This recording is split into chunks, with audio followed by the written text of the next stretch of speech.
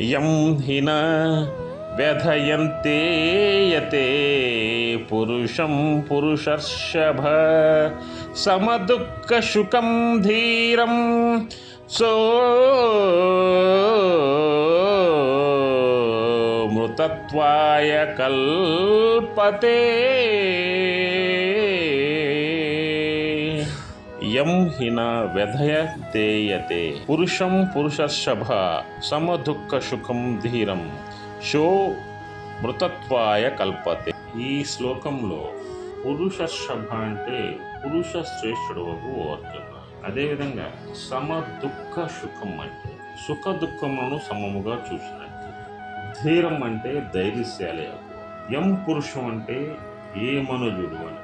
నా వ్యథయంతి అంటే బాధింపావు నో అంటే చెల్లింపజేయను.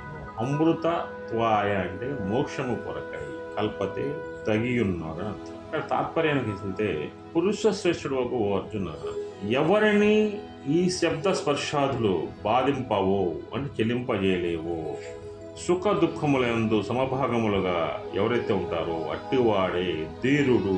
ఆ ధీరుడే మోక్షమునకు అర్హుడు అని ఇక్కడ తాత్పర్యం. ఇక్కడ వ్యాఖ్యానం ఏంటంటే పురుషశభ అంటే పురుష శ్రేష్ఠుడిని అర్థం. అక్కడ ఇంద్రియములను జయించి విషయాదులందు చలించక సుఖ దుఃఖములు రెండు కూడా సమభాగాన్ని కలిగి ఉన్నవాడే అంటే పరమార్థిక శ్రేష్ఠత్వము కలవాడే, ఆ శ్రేష్ఠ సంపాదించిన వాడే పురుషశభ అనేది ఇక్కడ చెప్పడం జరుగుతుంది. అదేవిధంగా శమ దుఃఖ సుఖం ధీరం అంటే సుఖ దుఃఖములందు సమానత్వం కలిగి ఉండి ఆ సమానత్వం ఈ సుఖాలకు కానీ దుఃఖాలకు కానీ చెలించకుండా ఆత్మను స్థితి ఎందు కలిగిన వాడై ఆత్మయందు అదేవిధంగా సుఖాలకు బాగా ఆనందపడి దుఃఖాలకు అదేవిధంగా వికారం చెందకుండా రెండు కూడా సమాన దృష్టితో చూసేవాడే అతను ధీరుడవుతాడు. ఆ ధీరుడే మోక్షానికి అతను అర్హుడవుతాడు.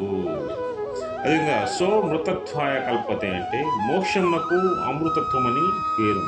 ఈ నామ రూప దృశ్య ప్రపంచమంతయు మృత స్వభావము జనన మరణములతోనూ వినాశములతోనూ కూడి ఉన్నది.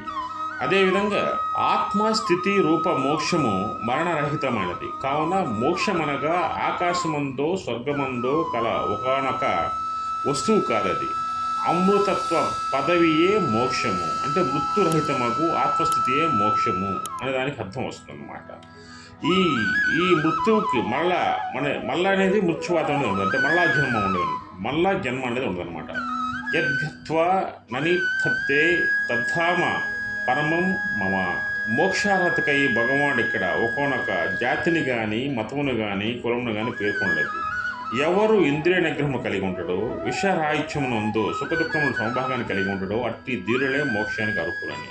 చాలామంది ఇక్కడ నా కులం గొప్పది, నా కులం గొప్పది, నా మతం గొప్పది, నా మతం గొప్పది పోటీ పడుతూ లేనిపోని లెక్చర్లు ఇచ్చేస్తూ సమాజాన్ని ప్రజల్ని తప్పు దోవ పట్టిస్తుంటారు. ఇక్కడ ఏ మతము గొప్ప కాదు, ఏ కులము గొప్ప కాదు.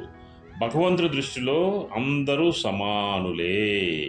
ఎవరు గొప్పవారంటే సుఖ దుఃఖాలని రెండింటి కూడా సమానంగా చూసి ఎదురువాడి మనస్సును ఎవడైతే బాధింపబడకుండా జీవిస్తాడో వాడు గొప్పవాడవుతాడు. ఎదురువాడిని దూషించి ఆనందపడేవాడు కానీ, ఎదురువాడిని తిట్టి ఆనందపడేవాడు కానీ, ఎదురువాడి సొమ్ము లాక్కుని ఆనందపడేవాడు ఈడు మోక్షానికి అర్హుడు కాదు. ఈడు మానవ జీవితంలో జీవించడానికి కూడా అర్హుడు కాదు. అందువల్ల మోక్షసిద్ధి వాళ్ళు పొందాలంటే ఏ కులానికి కానీ ఏ మతానికి కానీ ఎవరిని కానీ ఎవరు కించపరిచి మాట్లాడకూడదు. అదే మోక్షానికి మొదటై మెట్టు మోక్షం పొందటానికి. జై శ్రీకృష్ణ, జై శ్రీకృష్ణ, జై శ్రీ.